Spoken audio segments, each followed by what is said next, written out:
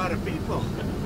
Mr. President. So we visited the military course just to see if we could fix it up and make it nice. The budgetary situation takes some years to get something approved, so we're going to take a look at that. It's 2 courses, very nice, but they need a lot of work, and if we can fix them up, they're for the military, if we can fix them up, we're going to do that. Mr. President, did you speak with Bukele directly to facilitate the return of Abrego Garcia? I don't want to say that, but he's returned.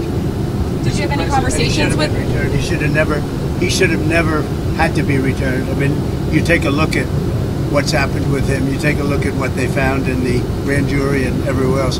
I thought Pam Bondi did a great job today. Was this your call to bring him back to the United States? I don't want to say that. Mr. President, you posted yesterday. By the way, either way, it's a disaster.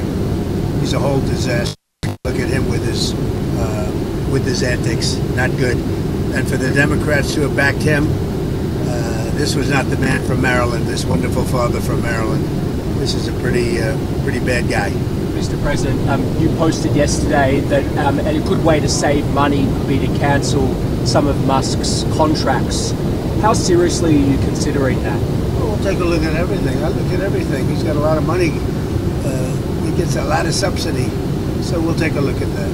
Only if it's fair. Only if it's fair for him and for the country, I would certainly think about it, yeah, but it has to be fair. Mr. President, would you consider reopening investigations into his companies? There are a bunch of investigations. I didn't know that they had any, but they had them. I would just let them speak for themselves. I had no idea. Excuse me. I have no idea whether or not they had investigations. What's your view on Elon Musk as of today? I mean, have you heard from him at all? As your team? Honestly, I've been so busy working on China, working on Russia, working on Iran, working on so many. I'm not thinking about Elon. I just wish him well. On the China talk, sir, there's a meeting coming up with Secretary Bessent and Secretary Ludnick. What do you hope to see? What do you hope to see from those talks in London, sir? Well, with China? We're very far advanced on the China deal. We wanted clarification. We had to have clarification. A little bumpy up here. We had to have clarification, and that's what we're really having the meeting about. We had a very good talk. I talked to President Xi for, I guess, more than 2 hours. We had a very good talk. It's a complicated deal, but it's a deal that's going to bring us a lot of money and a lot of everything else, and we get along very well with President Xi and with China. On Mr. Musk's contracts, do you feel like the U.S. can survive without them? Obviously, you contribute a lot when it comes to defense and space, and that relationship has been important for quite some time. The U.S. can survive without almost anybody. And except me. Did you have any concerns about his drug use when he was working for you? I don't want to comment on his drug use. I don't know what his status is. I read an article in the New York Times. I thought it sounded very unfair to me. You said earlier today that Mr. Musk had a problem. What did you mean by that? And did you misjudge him by bringing? I don't want to talk about problems. I think that I think the United States had problems, and if you look at the numbers today, the numbers were unbelievable. The numbers were incredible. The numbers that came up today, the stock market went way up. The country's doing really well. Almost, I think, in a very short period of time, you're going to be saying doing better than it's ever done before. We have hundreds of plants coming in, a lot of jobs are being created. That's what happened this morning. You saw the jobs. And the nice part, they're not government jobs. They're jobs of people coming in and doing other things, including the leisure, hotel and leisures. Good stuff. A lot of good things are happening with our country. We're taking in billions of dollars of tariff money. The money is pouring in. And it hasn't even started yet, really, relatively. We're going to have a very successful country very soon, and the stock market is seeing that. We have, and I've been saying it, we have the hottest country anywhere in the world, the hottest country. And if you think about it, 6 months ago, we had the coldest country. We had a country that was a disaster. And we've done it very quickly. Okay, go ahead. Mr. President, on the One Big Beautiful Bill, so your critics, often your critics... I don't have too many critics, because, honestly, I don't know of anybody that's going to vote against it. Maybe Rand Paul or somebody, but, they always vote against it. But I actually think that over the last 24 hours, it's even solidified. We have tremendous support. So just the critics that want to talk about the bill, they often fail to mention that your tariffs are actually offsetting a lot, the debt in itself. Yeah. I believe the CBO said 2.8 trillion over the next 10 years. So what do you have to say to we that? got tremendous reviews, and CBO, who never gives good, basically it's a Democrat group, and we're getting tremendous reviews on the bill. We cut 1.6 trillion, not billion, trillion out of the budget, and yet we haven't affected anybody. We're going to save and totally cherish Social Security, Medicare, Medicaid. The Democrats are going to destroy it. They'll destroy it. We're going to save it and make it stronger than ever before. So Medicare, Medicaid, they just make statements. Oh, he's going to talk.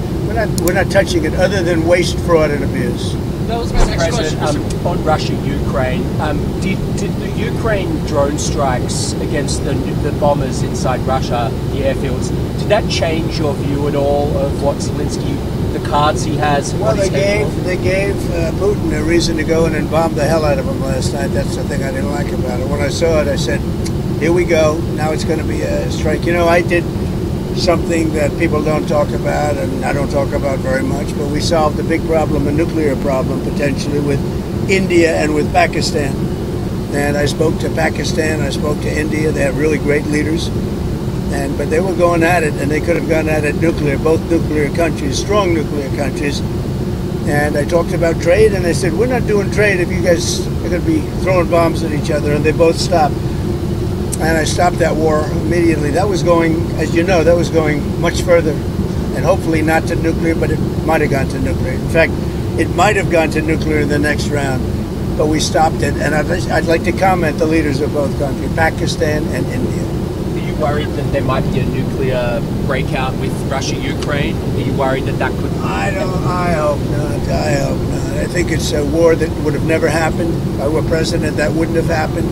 I certainly hope not. Mr. President, Senator Hawley said he had spoken with you about potentially removing cuts that were in the House passed bill to Medicaid that would hurt Trump voters in rural areas. What are your thoughts about that? Well, I did speak about that. We're really talking about waste, fraud, and abuse. And Senator Hawley's a great senator. He's a good guy. And I did speak to him, and we want to make sure that doesn't hurt anybody, because it is about waste, fraud, and abuse. That's the only thing. And everybody wants that. On Russia-Ukraine, where are you at today with the Senate sanction bills? There's been some reporting that the White House is, considering well, I know the bill. I studied the bill. We're going to see. I mean, if I think Russia will not be making a deal or stopping the bloodshed, 5 and 6 even. I've been saying 5 and 6, and now it's more. 1,000 a week, soldiers being killed, and people being killed. Not just soldiers, people being killed, but largely soldiers being killed. I'd use it if it's necessary.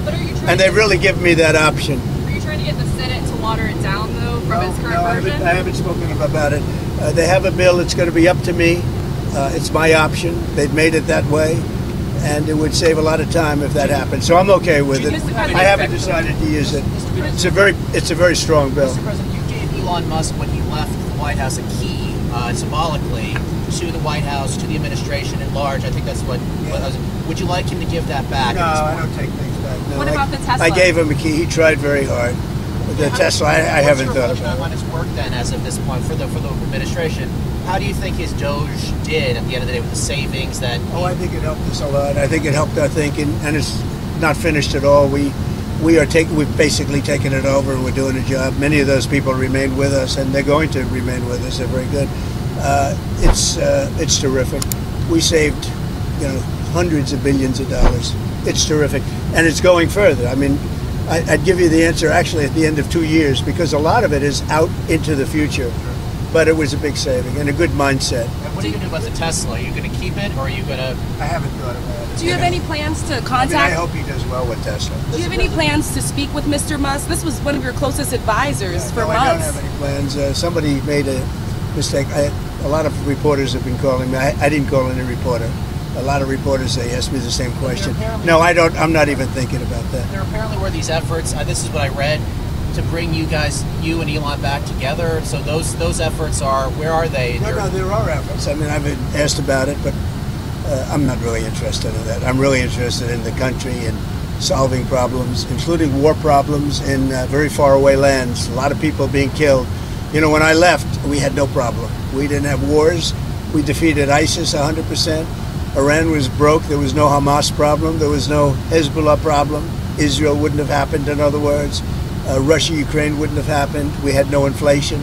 And by the way, we have no inflation now. And if we had a good Fed chairman, you would lower rates. And you know what? If inflation happened in a year from now or 2 years, let them raise rates.